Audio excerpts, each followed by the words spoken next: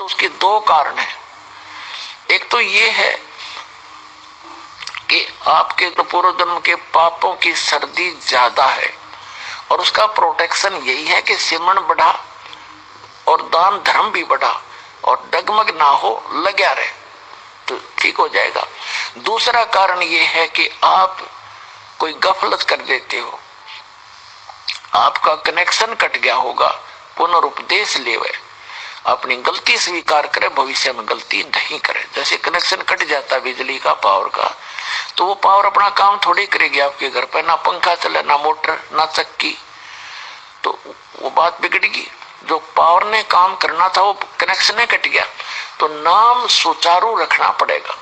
तो यहाँ कहते हैं सतगुरु के दरबार में कमी काहे की ना, अंसा मोद नहीं पावता तेरी चूक चाकरी में। यदि परमात्मा की रजा आप पर नहीं हो रही है तो आपकी कोई भक्ति में, कोई श्रद्धा में कोई कमी है, चूक है, उसको सेट कर और फिर सारा काम ठीक हो जाएगा। अब क्या बताते हैं कि लोहे के सताव जात है काया दे सराही, और दुगने तिगने किए चौगुने किन्हो मूल गवाही। तीन लोक और भवन चतुर्दश ये सब जग सौदे आही, और दुगने तिगने करे चौगने किन्हो मूल गवाही। अब जो पुण्यात्मा है, नाम सिमरण करते हैं, दान पुण्य भी करते हैं, तो उन्होंने तो दुगने तिगने चौगने इस मनुष्य जीवन के बना लिए, कर लिए।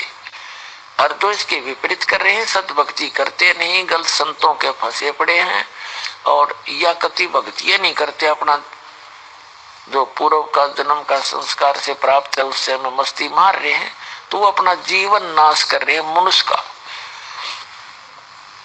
फिर क्या बताते हैं, जब आप संसार छोड़कर जाओगे वहां पर यम के दूत ले जाएंगे आपको पकड़कर। जो भक्ति नहीं करते और जो सत भक्ति करते हैं परम संत से, पूर्ण परमात्मा की, तो वो जाएंगे जहाज में बैठ के, विमान में बैठ के। कबीर साहब कहते हैं आए हैं सो जाएंगे, राजा रंग फकीर, एक सिंहासन चढ़ के जाए, एक बंधे जात जंजीर। मृत्यु तो सबकी होगी, डेफिनेट है, लेकिन उस मृत्यु में गणांतर होगा। एक तो जहाज में बैठ के जाएंगे परमात्मा के विमान में, और एक अपराधी की तरह यम के दूत जैसे पुलिस वाले बांध कर ले जाते हैं, पकड़ कर हथकड़ी लगा कर ले जाते हैं, ऐसे बंद कर जाएंगे, तो बहुत अंतर हो जाएगा। तो क्या बताते हैं परमात्मा कि वहां जब धर्मराज के दरबार में आप जाओगे तो वहां परमात्मा, वो धर्मराज आपसे पूछेगा कि भी जिस दिन तू यहां से गया था मानव शरीर प्राप्त करके, आपको कितना सतर्क किया था कि भाई पहले बहुत गलती करके आए हो तुम, मनुष्य जीवन प्राप्त करके भक्ति ना करी, अन्य क्रियाओं में जीवन नाश करके आगे तुमने बहुत पशु पक्षियों के शरीर भोगे, और अब के ये गोल्डन चांस है, एक स्वर्ण अवसर होता है मनुष्य जीवन का और भक्ति करना। और आप भी कह रहे थे जी बस पीछे गलती बनी सो बनी, आगे नहीं करेंगे। फिर वापस जाकर जब धर्मराज के दरबार में ये खड़ा होता है, इसका अकाउंट होता है भले और बुरे का, पुण्य और पाप का, भक्ति का, तो उस समय इसका वहां पर थैला खाली होता है, और भक्ति वाला और पाप वाला फल होता है। तो परमात्मा यानी वहां धर्मराज से पूछता है, भले मानस, ए भली आत्मा, जब आप यहां से गए क्या वचन देकर गए थे? और जब माँ के गर्भ में ये प्राणी होता है बच्चा, 100 बार याद करता भगवान को दिन में, हे परमात्मा इस नरक से निकाल दे, हे भगवान आपकी भक्ति किया करूंगा, क्योंकि माँ के गर्भ में इस बच्चे को पूरी चेतना होती है अपने पहले और पिछले जन्मों की, और आने वाले जन्म में जो भी कष्ट उसको उठाने हैं। तो ये वो बार बार कहता है, भगवान पीछे गलतियां बहुत करी मैंने, अब के आपने दया करी है मनुष्य जीवन, एक तो मेरा शरीर स्वस्थ जो का तो बाहर निकला है, कई तो बच्चे वहीं मर जाते हैं गर्भ में, उसकी ओर नाड़ उलझ गए, कोई और किसी कारण से रोगी होके मर जाते हैं, उनका इतना ही संस्कार बकाया होता है। तो कहते हैं फिर परमात्मा से वहां तो अर्ज करता है मुझे बाहर निकाल और आपकी भक्ति किया करूंगा। बाहर आते ही भूल जाता है, तेरे को सपने में भी भगवान याद नहीं आता। तो ये क्या कहता है जी, बाहर आते ही हमें भूल पड़ जाती है, पता नहीं भगवान की कैसी माया है जिस कारण से मैं भक्ति नहीं कर सका। तब परमात्मा उसकी वो फिल्म चलाता है, वो वीडियो ऑन कर देता है। कोई ना कोई भक्त, कोई बहन, कोई रिश्तेदार, रिलेटिव, नाती उसको समझा रहा है कि भाई भक्ति कर ले, मनुष्य जीवन बार बार नहीं मिलता। और सु अवसर प्राप्त हुआ है विश्व में आज के दिन सतलोक आश्रम बरवाला जिला हिसार हरियाणा के अंदर। चल तू नाम ले ले, क्योंकि पहले भी परमात्मा आते रहे हैं। जैसे परमात्मा कबीर जी बताते हैं, चारों युग में संत पुकारे कूक कहा हम हेल रे, और हीरे माणक मोती बरसे ये जग चुगता ढेल रे। प्रत्येक समय में परमात्मा कोई ना कोई परम संत रखता है और उसकी बहुत महिमा भी होती है, बहुत से सुख भी होते हैं और स्वयं भी परमात्मा आते रहते हैं। लेकिन हम भक्ति ना करके कोई तो काना पे घटाड़ देता है, फिर देखेंगे अब अभी कोई भक्ति का समय थोड़ा ही हुआ है, अभी तो हम जवान हैं, बुढ़ापे में भक्ति करेंगे। बुढ़ापे में भक्ति कर ली जी जानेगा, छह बुढ़ापे में भक्ति करोगे, कदे आंख बनवानी, कदे शर्म दर्द, कदे दांत निकलवाने, कभी सारा शरीर कमजोर हो जाता है, बुरा हाल हो जाता है जीव का। कहते हैं सत भक्ति ठीक है, जो जिनको बचपन से ही भक्ति मिल रही है उनकी तो पुनों का कहना ही क्या है। और ये बुजुर्ग भी दुख ना माने, कदे न सोचे भाई क्या बनेगा, हम तो बुढ़े हो गए, भक्ति ना बने ना, भक्ति अब भी बनेगी।